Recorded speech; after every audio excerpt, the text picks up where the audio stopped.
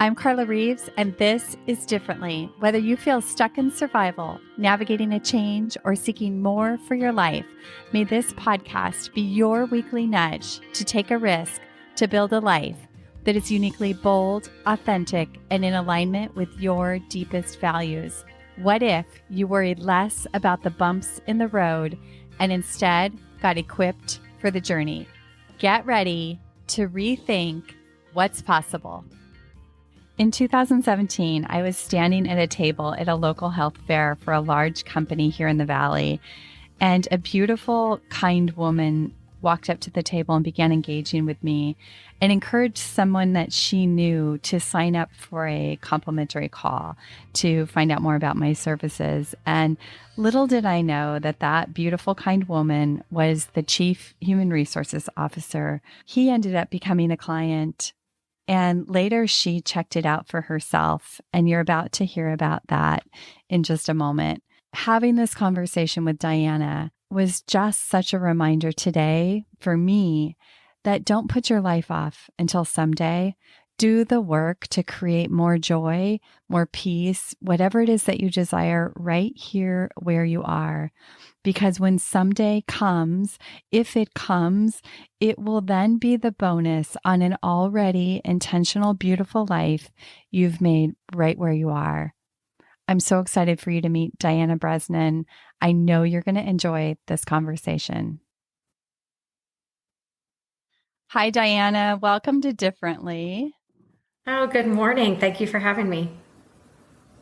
I'm so excited and honored, honestly, that you're here. I don't know if you know this, but you really were somebody that came into my life and my business pretty early on. I mean, I had been in business for quite a few years, but my business was all online at that time. Well, it always has been online, but I didn't really have a local business of any kind. And because I had got my certification through a company in Canada, and we coached people through them, and most of my clients were on the East Coast. And so that's how my business started. And you were really one of the first people locally that I met that really opened a door for my business here. And I have just forever deep gratitude for that. So thank you for that. Oh, it's been wonderful. Just kind of getting to know your processes and seeing how many different people that I know that you've been able to touch in a positive way. So that's been really fun for me too. I love that. So when we were talking about you coming on the podcast, we were, really talking about you just coming on and really just sharing your story, and that your story will have relevance for people, and that your journey and some of the things you went through, I know are going to touch people that are listening. And so let's start there. If you want to share a little bit about kind of who you are and where you are today, and then we'll, just dive into your story. Okay. I might kind of start at the beginning because I think that makes sense. Yeah, start at the beginning. I met you at a health fair that we organized when I was working at Early Warning Services, and I was just walking through the health fair, participating, and there you were talking to folks about what you do in terms of life coaching and mindset shifting and things, and I had talked to one of my team members and said, you should really test this out. And we kind of sort of joked a little bit about it, but I thought, someone should test this. So he did, and he came back with such positive feedback. And I thought, okay, so if we're going to really recommend this, I should probably check it out myself. I don't need it. Like I don't need life coaching. I'm good. But I thought I should at least check it out. So I scheduled an intro call with you, and I'll never forget. I was really honest up front and said, so I want to do this, but I don't really need the coaching. So I don't want you to feel like I'm wasting your time. And you were like, oh, no problem. You were so sweet and so welcoming. And so we did this 30 or 40 minute intro call to just chat about things. And at the end of the call, it hit me like a ton of bricks. I remember saying, I said the word responsibility 40 times in 40 minutes. I think I need you. So I think my entire mind shifted based upon that phone call, and me you didn't even have to tell me I needed it. surfaced through our conversation. So I think even people who have done lots of coaching and participated in that for years and are seasoned leaders and feel like they have their whole life together can find such a big lift by opening up to this. So it was huge for me. So that's kind of how we started. Do you remember that? I totally remember that, because I remember you came on and you were just like, oh yeah, I'm good. I'm good. I don't need this. And then there was just a moment of like, like just, it was a blind spot, like something you hadn't seen. And sometimes we can't see, even if we have gone through a lot of this work, myself included. We go through a lot of this work and we do a lot of training and have a lot of awareness in our life, but there are things that we just can't see. And that conversation opened up something for you. And that really was a big theme in our work together, was responsibility. It was. And I think if you're self-reflective, and you kind of helped bring this out through some of the exercises that you did with me, you really push yourself to think about, where does this come from, right? And part of it comes from, I believe, my parents and the values that they instilled in me. And, my dad was huge on responsibility. And that's a great thing. But I think any strength, when overused, turns in, to a challenge, right? And my mom's, her big value was generosity. So if you pair responsibility and generosity, I was like, oh my gosh, I'm like destined for, pushing myself pretty hard, right? Excuse me. So I think it was helpful to at least acknowledge that. So through the discussions that you and I had, it was really helpful for me. I had a big job, head of HR for a really innovative, growing company. And, it wasn't like you were just on maintenance mode, right? You were constantly innovating and growing and doing new things. So you're pushing yourself, and being a single mom for lots of years, and, having high expectations of myself, and then coming into a new relationship and blending a family, and all of these things getting together. And I remember talking to you and feeling slightly guilty, because early morning was actually paying for this engagement, right? For me to test this out and get some coaching. And I'm thinking, Carla, I need you to help me quit my job. And I remember talking to you about that. And you were awesome, because you said, if you quit your job, that is not going to solve the things that are going on in your head and how you think and how you behave. And so, yes, you may quit your job and think that solves it, but you're going to run into those same challenges over and over again, no matter where you're at in your life. So you need to address those first. And it was such good coaching. And I didn't believe you when you told me. I really didn't. I thought, there's no way I can do all this. There's no way. But you helped me see that those responsibilities are really self-driven. You can lever your thinking and lever what you think you must do versus what you think is really most important for you to do. And I remember you telling me, every day when you get up, think about the end of the day. And at the end of the day, can you say you did the things that were most important? Will they make a difference? Will they make you feel fulfilled at the end of the day? And that I still use that today, to think about, what do I really want to do? What do I need to do? And what's going to make my life feel fulfilled? So that's really carried with me for a long time. I remember what I remember when you started was that you were so committed to what you were up to at early morning, and you were torn by, these other poles of, I think, your mom and your new relationship and your family. And I remember, and I don't know if you remember this, but I remember you thinking that I just have to get to retirement, and then I'll take care of my life, and then I'll have these quality relationships, and then I'm really going to live. And I just saw you putting your life off until the future, and I just wasn't okay with that. Do you remember that? I do. And that was it's such good guidance, but I think we all do it. We have these milestones where we think, if I could just get through this, if I could just do this. But I do think the reality is that we can have more than we think, right? Without without sacrificing the things that are most important to us. So, I still think about it today in terms of priorities, like what should I do and what could I do? And be deliberate about your decisions. And I think it's just been helpful. And, I did retire, right? But it wasn't for a couple of years after you and I, chatted. It might've been 3 years after we chatted, right? So, and I enjoyed that part of my life. The last couple of years that I was working, I did enjoy it. It was still a lot of work and it was still a lot of pressure. But I did have greater happiness, greater fulfillment, felt like I, instead of feeling like I'm doing everything halfway, I felt like I was really doing what I needed to do really well and feeling good about it and maybe saying no to some things. So I retired, and everyone I know everyone who knows me, who worked with me, my friends, my family, everyone kept asking me, what are you going to do? Like, what are you going to do when you retire? And I was almost slightly offended by it, thinking, well, I have tons of hobbies. Like, don't you know this about me? Of course I'm going to fill my days with all the fun things that I've been looking forward to doing and having more time for. And when I retired, I turned it off like a light switch. And I didn't think about work. I didn't miss it. And for the first year, I went back and looked. I read 35 books my first year, and I loved it.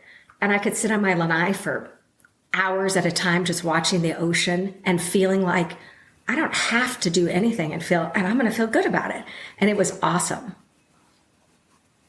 I love that.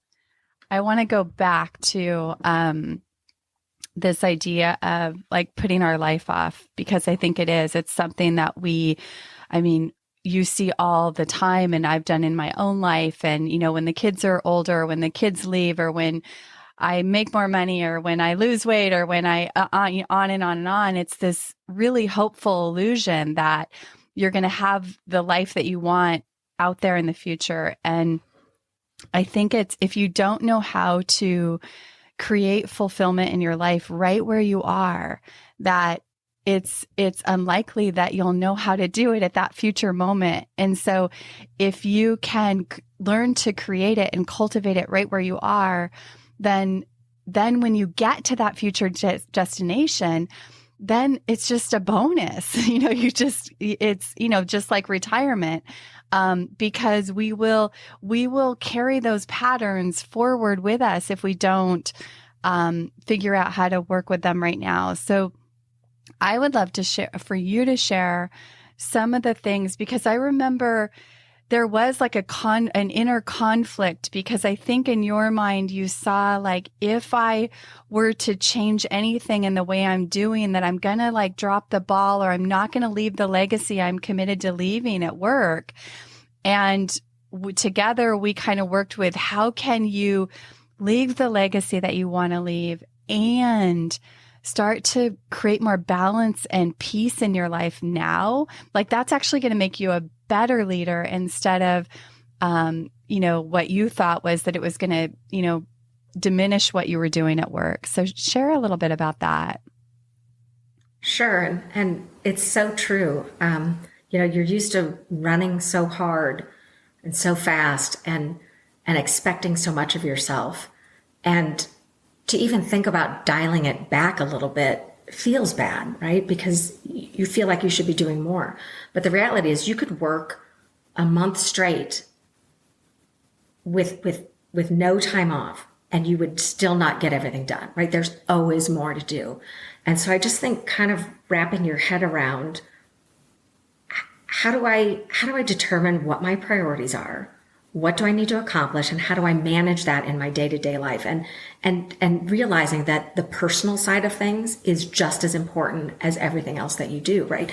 Putting yourself first sometimes is huge. And it was important to me to go home for dinner several nights a week and really have a quality evening, and not feel like I was thinking about work. And one of the things that you taught me, I remember you coming into, we did a group workshop. And the first thing you told everyone was, okay, get a piece of paper out and write down what's on your mind right now. Just write it down. Write down what you're thinking, write down, things that you're thinking about that you need to do, whatever that is.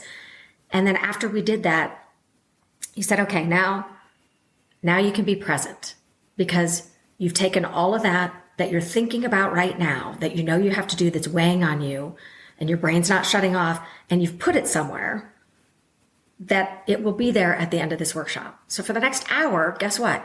You get to let that go and be present. And I still try to do that today, right? If I'm having trouble sleeping because I'm thinking about something that's going on, or if I'm going to bed with something on my mind, I'll take a moment and just write it down. And then it helps me relax the brain and be present and know that tomorrow it's going to be there.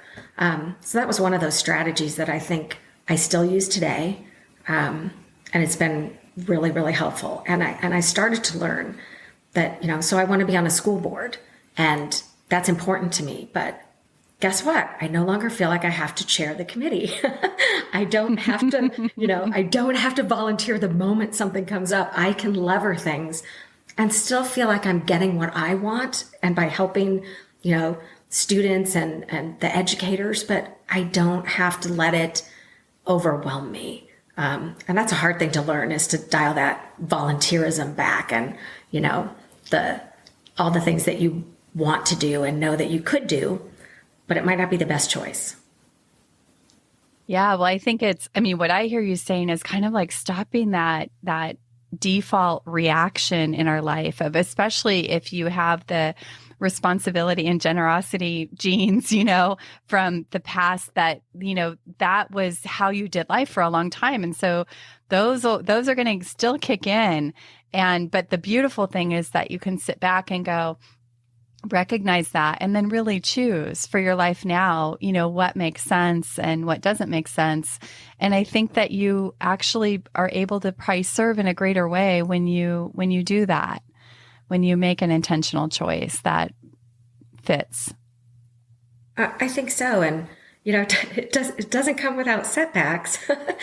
I was retired for a year, and the timing couldn't have been better. Right before COVID hit, it was like 6 days before the world shut down, and I had just retired. So I felt slightly guilty about that as well. Like, I just got out of this, and someone else is going to have to really manage all of this. But a year after I retired, my former CEO reached out and asked me if I would get involved in a consulting opportunity. And I thought, I committed to myself that for a year I wouldn't think about a thing. I would just enjoy. I would not do anything. And it was like a year and 6 days of my retirement that he called. So I ended up engaging in some consulting, and it's been fun and interesting. But I also volunteered to be on the board of my HOA, and then was elected president. So all of a sudden, I'm feeling a little bit more like, wait a second, this is kind of deja vu. I need to make sure that I'm applying some of these things and figuring out how this doesn't overwhelm me to where I feel like I don't have quality of life anymore. So it is, I guess it's a lifelong opportunity to keep thinking about your mind shift, right? It's a practice. I mean, it's my hope is that, in our work together, and when I work with clients, is that you get tools that you can reapply and reapply and reapply, because I think it is, especially somebody like you who was such a high achiever and did so much in your working life, like the pull to fill that plate again, I'm sure is pretty strong. And I love that you filled it a little bit and you're like, wait a minute, what am I doing? And let's reassess and reevaluate and make some different choices. And I'm really curious because of, I don't know your story of how you got to where you did in your career, but being somebody that's so ambitious and was so successful in your career, and then to reach retirement, it sounds like you really leaned back into that retirement with a lot of ease, but what have you struggled with, mentally in making that shift, or was it a struggle? The way you described it, it doesn't sound like it was much, and maybe it's appearing now. This might be I don't know if this is too personal or not, but I'll share it anyway, because I think it was a huge driver for me. I was a single mom and divorced for 18 years before I met my current husband a few years ago. But I had always told myself, if I meet the right person, I am not going to allow these other factors to get in the way of that. I'm going to embrace it and go with it. And I met the right person, and he's awesome. And it just worked at a perfect time in my life. And so I think in my head, I knew that someday, right, that was my goal, was to really embrace life and do it with someone, that I could enjoy that with. And so when retirement time finally happened, I think I was so ready for that because I'd been working to that. Not that I was looking for someone my whole life, but when it did happen, it was just this perfect storm of finally letting go of everything. And I really didn't look back at all. And the consulting opportunity, they'd love to let this go on forever and turn into something regular. And I've had no problem saying no to that, right? This is temporary. And my real gig is getting back to this amazing, retirement with someone who's awesome. And we're just it just wasn't hard. It wasn't hard to let go at all. And I think that surprised a lot of people. Yeah. Did it surprise you? No, it didn't. No, it didn't. I knew for a year, I knew for a year I would very easily say no to everything, right?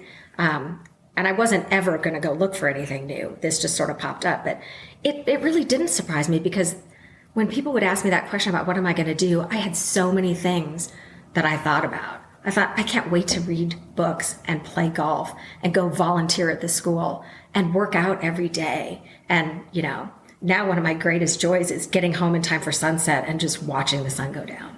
I mean, it's just like one of those, when you ask me what's most important every day, that's one of those things, right? Getting home and enjoying that. It's one of the things that we like doing most.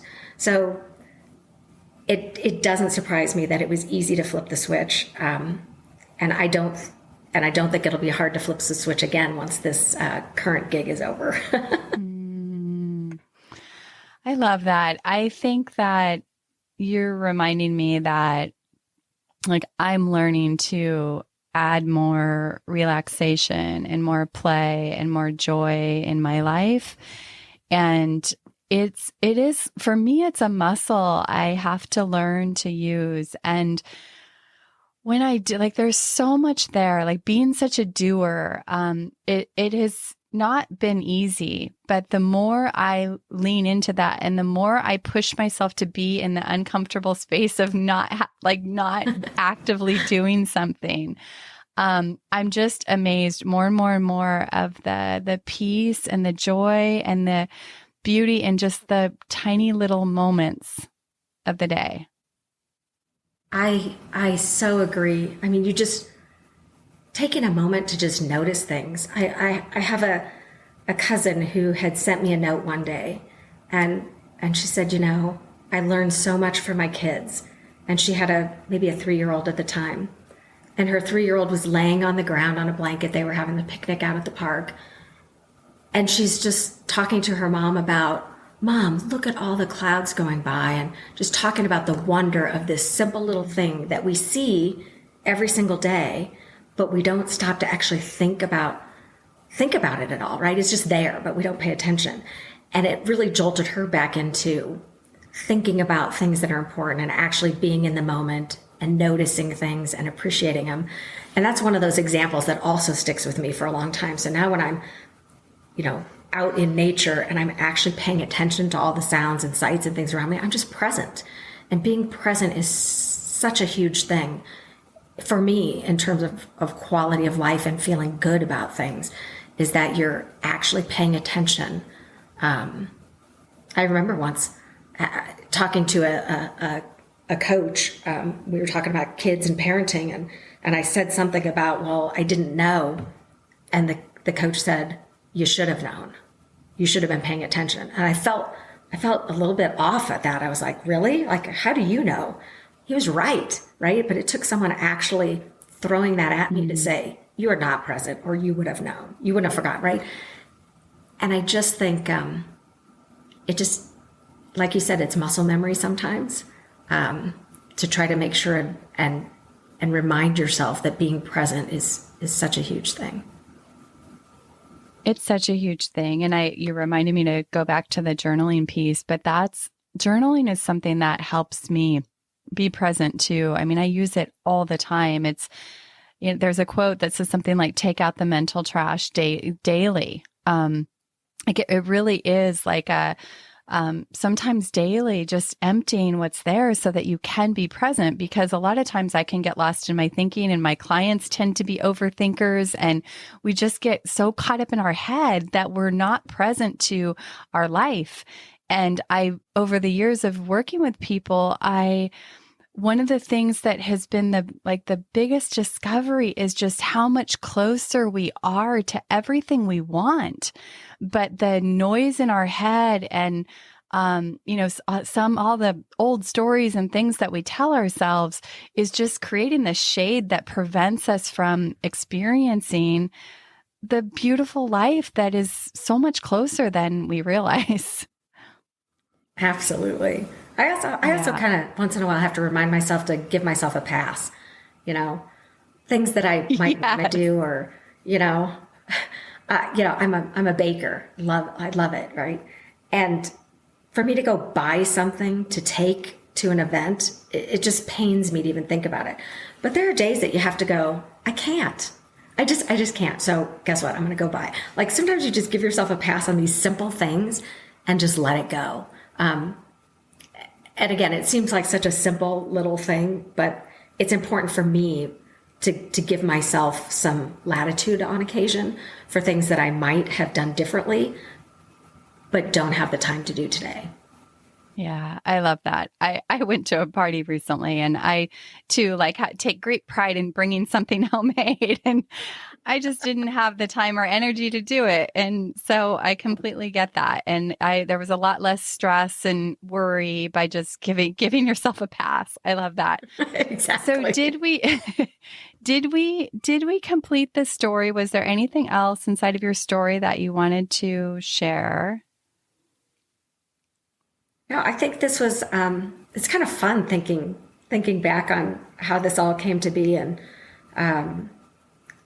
I'm so thankful that we met that day at the health fair, and that, all these things needed to happen for us to get where we are today. But if you hadn't been at the health fair, and if one of my team members hadn't engaged you and actually done it, and early warning didn't give me the opportunity to really offer this to others, I mean, I might not be where I'm at today in terms of, feeling really completed.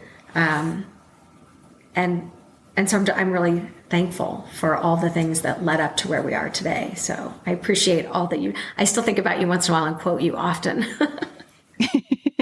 I feel that. You're so welcome. And I'm equally grateful. I looked back before we got on, and we realized that we started working together or met in 2017. And watching your journey has been such a joy for me, to talking to you back then when you were anticipating this retirement, and then seeing you here and now and living it, and filled with a lot of peace and a lot of joy. It just gives me a lot of joy. And so I'm so grateful to know you. And I'm so grateful that you were willing to come on and share your story. And yeah. Any final thoughts? Yeah. Now I am, I'm going to live the dream. How about that? I love that. I love that. You're creating it every day. So good. Thank you so much for being here and for this conversation. Thank you, Carla. I'll talk to you soon. Yeah. Thank you for tuning in to this episode of Differently. It's been an honor to share this conversation with you. One of the keys to living fully is to take action when you're inspired to do so. I hope you found that spark of inspiration today. And would you help us spread the word? Did someone you know come to mind while you were listening? If this episode could impact someone you know, please share it and pass it along. New episodes drop weekly, so tap that subscribe button and join us next time as we continue to challenge the status quo and get equipped to live life differently.